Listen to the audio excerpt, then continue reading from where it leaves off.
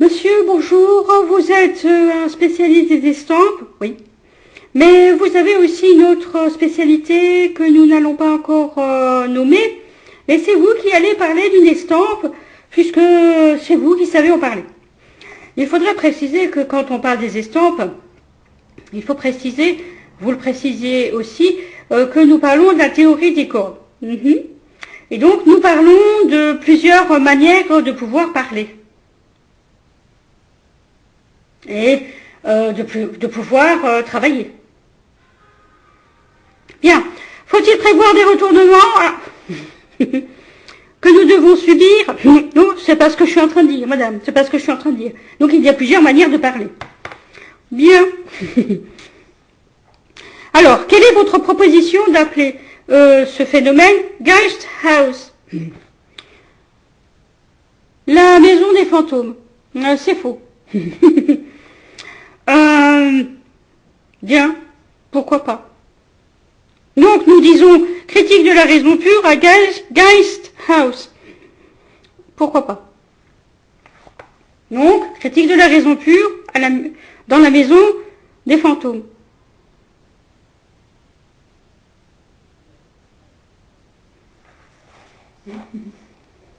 Bien.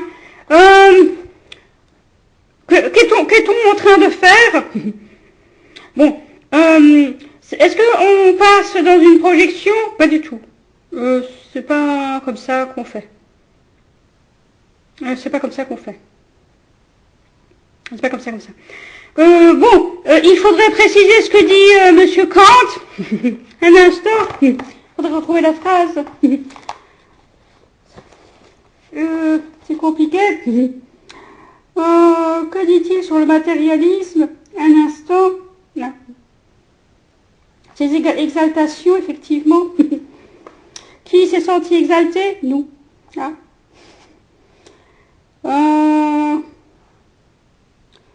Alors, la façon spectaculaire d'un côté pour et alors. Effectivement, il faudrait que je retrouve la phrase, mais on me laisse pas le temps. Ou vous voulez poursuivre alors votre... Oui. Donc, de ne pas verser dans... De ne pas... Lui, c'est ce qu'il dit. Un instant. Bien. Alors, attendez voir. Voilà, c'est là, je l'ai là. D'un côté, pour qu'elle ne se précipite pas... Alors, il faut reprendre toute la phrase. Non. Elle ne se précipite pas dans le sein du matérialisme sans âme. Oui, c'est ça. De l'autre côté, pour qu'elle ne se perde pas avec exaltation dans le spiritualisme. C'est ça. Bien. Nous avons très vite lu. Bon. Donc nous allons parler de cette estampe-là. Très bien. De quoi voulez-vous parler? Bien. Premièrement, nous en avons déjà parlé. Quelle contrainte dans ce Japon médiéval? Tout à fait. Alors, c'est pas forcément médiéval, mais ça peut être médiéval, effectivement. De porter ses vêtements, de se maquiller ainsi, de se coiffer ainsi, tout à fait. Tout à fait. Il faut se préciser. On essaye d'intéresser tout le monde, hein. Dans notre façon de parler des estampes, il y a plusieurs façons de dire qu'on n'est pas forcément à même de vous contenter quand vous voulez parler tous. Ouvrant le pot de thé, je me souviens du jardin de Sakai. Pas chaud. Bien. Est-ce que vous comprenez ce que nous sommes en train de dire?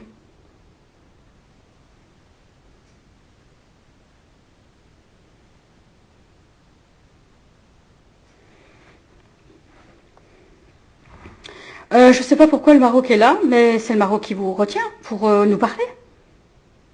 Oui.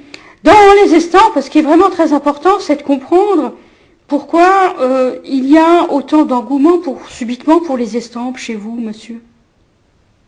Vous ne savez donc pas ce que c'est qu'une estampe?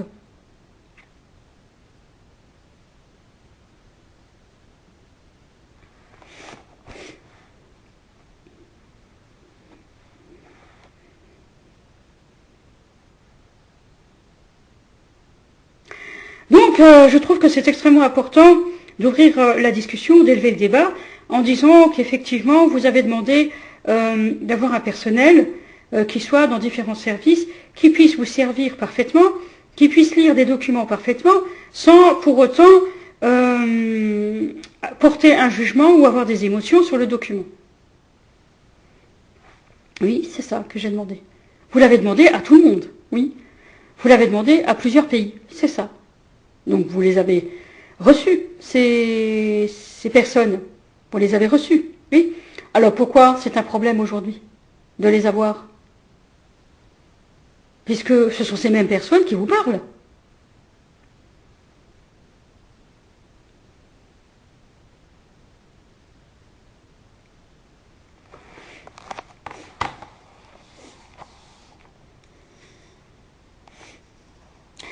Je voudrais préciser quelque chose que nous avons eu l'occasion de discuter avec une femme du Moyen-Âge. Mais on le dit comme ça, attendez. Une femme qui a vécu parfaitement une expérience d'un vécu au Moyen-Âge. Voilà. Donc, alors c'est une reconstitution historique, archéologique. Oui, c'est possible. Donc vous arrivez à les faire. Alors, parfaitement, nous arrivons à les faire. Donc nous avons discuté avec cette femme et nous avons parlé des produits de beauté, de l'hygiène des femmes au Moyen-Âge, en se posant les questions, en disant que ça devait être très, très difficile. Et elle nous a parlé d'un peigne.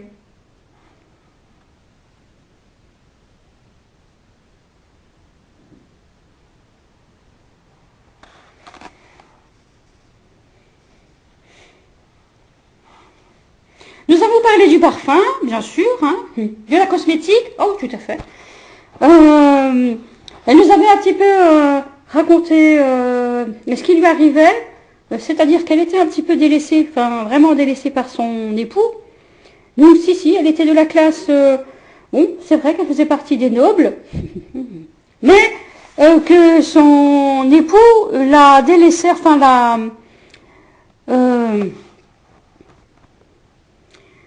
la mettait de côté, la méprisait. Et donc, évidemment, elle passait ses journées à broder.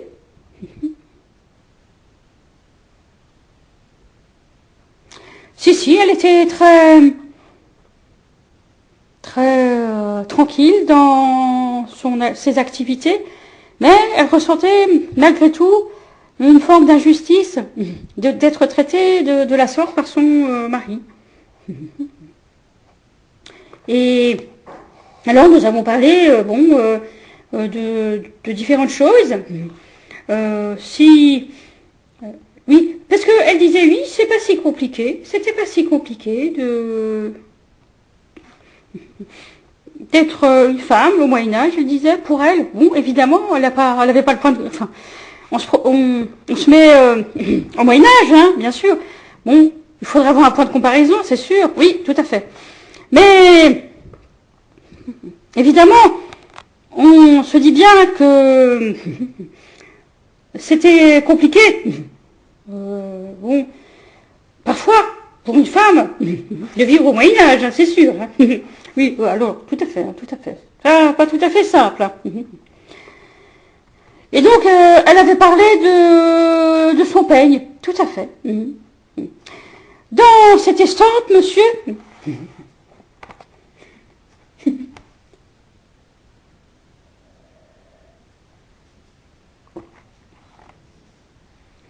C'était très bien. Très bien, tout à fait.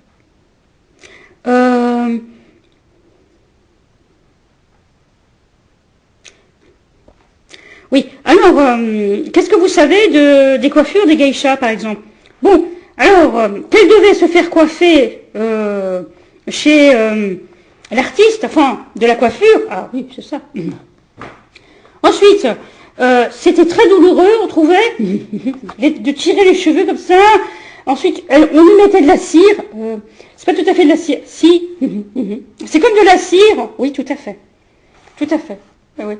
Et ensuite, quand elle devait dormir le soir, elle devait dormir sur une sorte d'oreiller en bois, un support en bois. Oui, c'est ça, exactement. Pour pas se toucher à la coiffure. Bon, c'était à peu près dit comme ça, mais c'était pas toujours fait comme ça. Hein. C'était pas toujours fait comme ça. On ne le faisait pas toujours comme ça. Mais par contre, c'est vrai que on voit dans cette coiffure plusieurs manières de ne pas vouloir parler à qui que ce soit. Nous, on dit ça comme ça. Vous ne pouvez pas parler à qui que ce soit si cette personne, elle est fardée comme ça. Vous pensez que pour Marilyn Monroe, c'était la même chose, c'est-à-dire... alors là, madame, vous nous dites quelque chose. Oui, bah, c'est-à-dire que normalement, on n'arrive pas à s'approcher tellement c'est incandescent.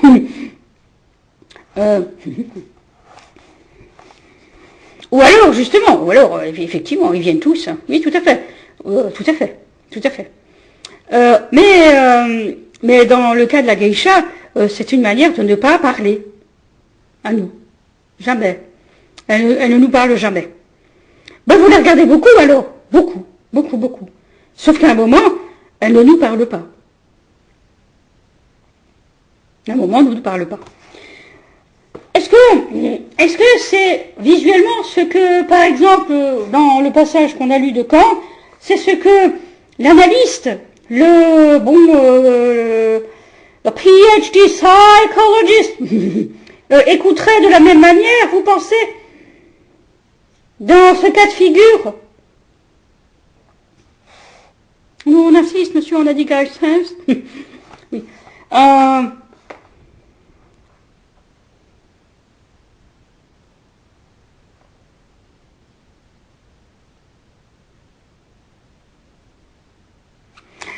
Alors, on pourrait consulter plusieurs estampes en disant, bon, celle-ci est très artistique, par exemple, très martiale, très artistique, oui. Celle-ci est plus, on aurait tendance à dire, tiens, ça c'est plutôt la coiffure d'une servante. Est-ce que les servantes étaient coiffées pareil? Étaient aussi, avaient le droit à la grande coiffure? Ah non, pas du tout. Pas du tout. Pas du tout. Mais pourquoi elle n'aurait pas le droit, elle? Parce que c'est pas possible. Pas possible. Bon, c'est fait exprès. Ensuite, là, nous avons une coiffure. C'est une coiffure, vous savez, on a envie de gratter. C'est une coiffure très surprenante. Oui, tout à fait. À la limite, ça fait penser, vous savez, l'os en Afrique qui retient une mèche. Oui, alors là, c'est vrai, mais ça, franchement, c'est exagéré. Et elle vous sent comment, elle? Je trouve qu'elle a l'air malgré tout distinguée. Mais on pourrait dire que c'est l'apothicaire, non, pas ça. La sage, l'érudite. Pourquoi pas? Pourquoi pas? Lune au 16e jour, on a le temps de griller des crevettes dans l'obscurité du soir. Bachot. Ensuite, là, on a une femme très raffinée, on trouve. C'est une coiffure très raffinée, ça fait presque Grèce antique. Oui. Ici, alors là, ici, on a des canardières, je dirais. Oh, faut pas exagérer, madame. Ah si, moi je trouve que c'est vraiment les canardières. Vous savez, ces femmes qui lavent et déplument les canards. Ah non, faut pas exagérer. Ah, moi je trouve, hein, franchement, je serviette sur la tête comme ça. Et là, c'est surprenant, tiens, il n'a pas de coiffure, qu'est-ce que c'est?